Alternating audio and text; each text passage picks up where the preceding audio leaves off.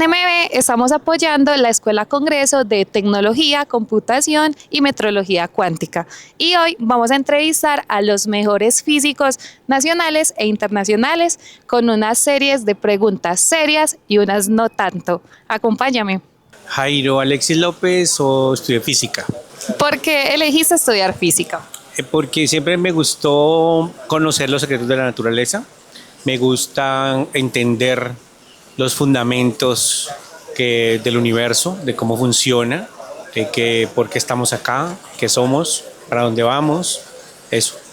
¿En qué estás trabajando actualmente? Yo soy físico de altas energías o físico de partículas. Trabajo con partículas elementales subatómicas. Trabajo con el laboratorio CERN en Suiza. Hacemos experimentos que tratan de descubrir por qué, tratamos de explicar por qué el universo está hecho de materia y no de antimateria. Shirley Gómez y soy experta en superconductividad, grafeno de la Universidad Nacional C de Bogotá. ¿Por qué estudiaste esa carrera? Pues me parece interesante ver cómo funciona el mundo, ¿no? Entonces la física es esa manera de entender el mundo. ¿En qué estás trabajando actualmente?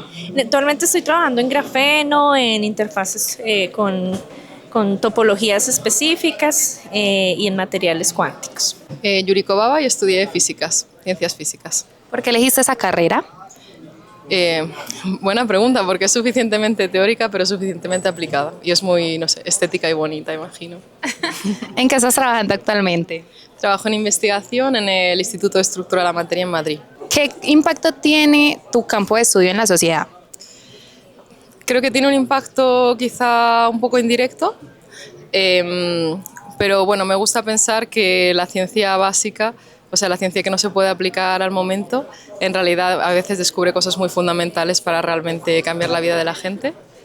Otras veces no, pero bueno, eso nunca se sabe. Pues la idea es que con los materiales cuánticos se pueden desarrollar, por ejemplo, sensores más sensibles, con el grafeno se pueden hacer tecnologías más livianas, biodegradables, más ajustadas a las condiciones de producción, porque son sistemas con base en carbono. Entonces ya no son silicio, que puede ser contaminante. ¿Qué crees que es importante o qué se debe hacer para que la investigación no solo se quede en lo académico? Pues la investigación en ciencia y sobre todo pues en física, pues realmente está en todos lados, en todas partes. Yo creo que es clave que la educación se conecte con el contexto. Entonces creo que eso nos hace mucha falta, por ejemplo, en Colombia. Muchas veces aprendemos fórmulas, ecuaciones, pero no sabemos para qué sirven, ¿no? Todo el mundo se deleita viendo el arco iris, pero no saben que es la ley de Snell, ni que la ley de Snell tiene que ver con esto o con aquello. Entonces yo creo que intentar como conectarte esos fenómenos naturales con lo que aprendemos en el aula sería genial. Pues pensar cuando se hace la investigación, yo soy física teórica, entonces cuando se hace la investigación pues pensar en eso, en una aplicación, en un sector industrial o de la vida cotidiana que pueda ser impactado con la investigación que uno hace. Hay muchas formas, ¿no?, de percolar la investigación a la sociedad, yo creo. Eso es importante también, crear una conciencia, digamos, social, una conciencia científica, obviamente a la tecnología, ¿no? Y yo creo que es importante entender qué es lo que necesita la sociedad, qué es lo que necesitan las empresas tecnológicas y cuáles son los retos, digamos, de nuestra sociedad. O sea que diría que conversar con la sociedad es el punto principal. ¿Cuál creerías, que es el mayor reto para enseñar física cuántica? Bueno, el mayor reto es como romper la idea de que primero la física en general es algo difícil, que es incomprensible, que es algo que es para personas que tienen una capacidad superior.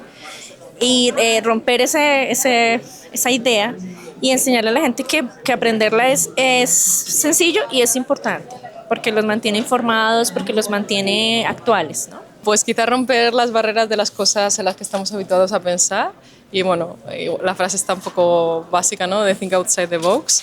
Así que bueno, pensar más allá de lo que realmente vemos y vivimos todos los días. ¿Qué es metrología cuántica? Metrología cuántica es una nueva, digamos, tendencia en el mundo en temas o de una aplicación de lo que llamamos la segunda revolución cuántica. Una de las aplicaciones más importantes es la metrología, porque es cómo medimos, pero basándonos en conceptos cuánticos. Entonces, claro, ya vamos a pasar pues digamos, de tener un patrón como el metro, que era una barrita por allá de iridio que guardaban en un sótano en París, ahora tenemos una medición pues basada en un experimento que cualquiera en el mundo puede reproducir y tener alta precisión, ¿no? Entonces ya no necesitamos eso. Y así como el metro, pues igual está el kilogramo, todas las unidades fundamentales, y eso pues arma todo el sistema de medición, digamos, que es importante, por ejemplo, para el comercio, que eso me parece que es súper importante. Colombia necesita estar en temas de metrología cuántica actualizada, porque sin ello pues no vamos a ser competitivos a nivel internacional.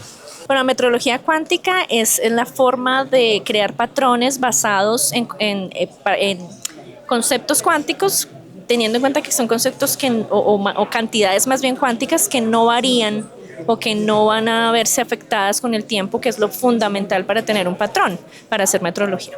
La metrología cuántica, a ver, es una forma de determinar patrones de medida, ¿no? Patrones universales de medida y sistemas de calibración con la cuántica, que de algún modo intrínsecamente ya tiene esas cosas, digamos, incluidas, porque los elementos sobre los que se construye están cuantizados, ¿no? Entonces ya tiene como valores enteros y números muy redondos. Y en ese sentido es como mucho más cómoda que quizá la metodología clásica, que se podría basar, pues imaginémonos, ¿no?, en lo que recordamos de hace tiempo del metro, que estaba guardado, ¿no?, en una barra de hierro, creo que era, en una barra de hierro a una cierta temperatura. Eso es poco reproducible, ¿no? La mecánica cuántica pues siempre se cumple, siempre es reproducible y siempre va a sacar algo cuantizado. Porque es importante tener unas medidas muy precisas. Pues básicamente a final del día todos son estándares, ¿no? Entonces digamos que hay un estándar internacional, entonces vamos a medir el segundo con 10 a la menos 18 segundos. Entonces claro, el país o la potencia que tenga esa precisión, pues es la que manda en el estándar. Para poder decir, este es mi estándar y todos tienen que coger mi estándar. En este momento los tenemos en 10 a la menos 18 segundos. El metro lo tenemos que medir con esa digamos, interferencias, con esa medición. La velocidad de la luz igual, o sea, todo esto hace como que todo el sistema dependa de la precisión que tengamos, ¿no? En efecto. Y pues que no, en efecto, que no dependamos, digamos, de nadie.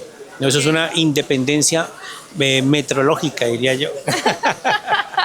Pues la medida precisa nos da, por ejemplo, la capacidad de comparar, ¿no? Si tengo algo en un sitio y quiero compararlo, pues medirlo, pues necesito precisión, ¿no? Necesito ver qué tan claramente estoy tomando la medida que tengo ahí, ¿no? Y también ya macro, pues necesito comparar y hacer importación, exportación, afecta a la economía, afecta a la industria, afecta a la producción. Es muy importante la metodología. Bueno, necesitamos una medida precisa para, creo que muchas cosas, ¿no? Para tener pues eso, una calibración correcta, y una calibración correcta es algo creo que fundamental, porque realmente todo lo medimos en relación con una cierta cantidad, ¿no? Así que decir cuánta pues eso, intensidad eléctrica tenemos, etcétera, etcétera, no es algo en el que nos podamos equivocar, ¿no? Y efectivamente la tecnología en parte se basa en que la ciencia es precisa y nos puede dar datos correctos y no falseables. Entonces tener una referencia sobre la que construir eso es fundamental. ¿Hay trabajo para los físicos cuánticos? Sí, eso yo lo pienso. Hay trabajo para los físicos en general, porque lo que nos enseñan es a pensar, y justamente los físicos cuánticos, que lo que hacen es, digamos, pensar en soluciones no tan simples o no tan triviales o que no se ven tan fácilmente, pues siempre hay trabajo para ellos. Hay trabajo en mucho ahorita, mucho, porque estamos llegando a la segunda revolución tecnológica. Entonces la cuántica tiene muchas áreas, por ejemplo en imágenes diagnósticas, por ejemplo en sensores, metrología. Entonces hay muchas áreas y se necesita personas que sean más, que manejen mejor la cuántica. Entonces estamos en eso. ¿En qué año crees que el computador cuántico llegará a ser parte de la vida cotidiana? De la vida cotidiana.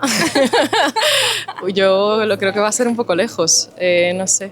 Vale, esto es una apuesta, ¿no? 1900, ojalá. 2000, qué difícil, 40. No lo sé, no me esperaba esta pregunta, no la tengo preparada. ¿Para qué crees que le sirve un reloj cuántico a nosotros los colombianos que siempre llegamos tarde? Excelente pregunta. Yo creo que, pues primero los relojes, casi todos los que tenemos relojes de estos pues son cuánticos ya, de hecho, porque casi todo, por ejemplo, estos ahora que llaman wearables, o sea, como que miden cosas, pues tienen un montón de sensores, ¿no? Y esos sensores pues digamos, tienen que ver con la sensometría cuántica, que está ahorita pues muy de moda.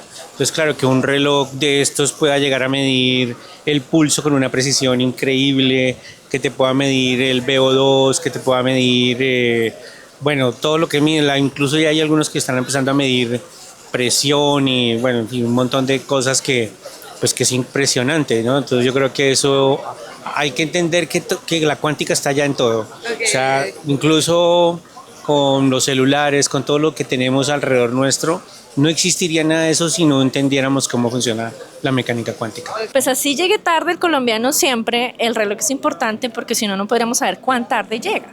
Entonces es importante porque el mundo funciona en un espacio y en un tiempo, y medir el tiempo, medir cuánto demora en ocurrir algún fenómeno es importante para todos, más de lo que uno piensa. ¿El físico importa? El físico importa, sí importa y mucho. ¿Gato vivo o gato muerto? Miti, 50-50, 50-50. ¿Iron Man o Thanos? Thanos. Otro más de Thanos. Y por último, profe, ¿conoces a MB Metrología? ¿Qué opinas de nosotros? No lo conozco, apenas estoy como llegando, pero me parece muy bien que aparezcan. Y eso es parte, tiene ese ecosistema, digamos, tiene que desarrollarse.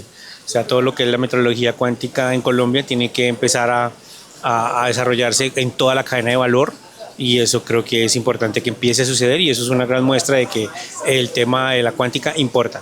¿El físico importa? El físico importa, pero no es el único que importa.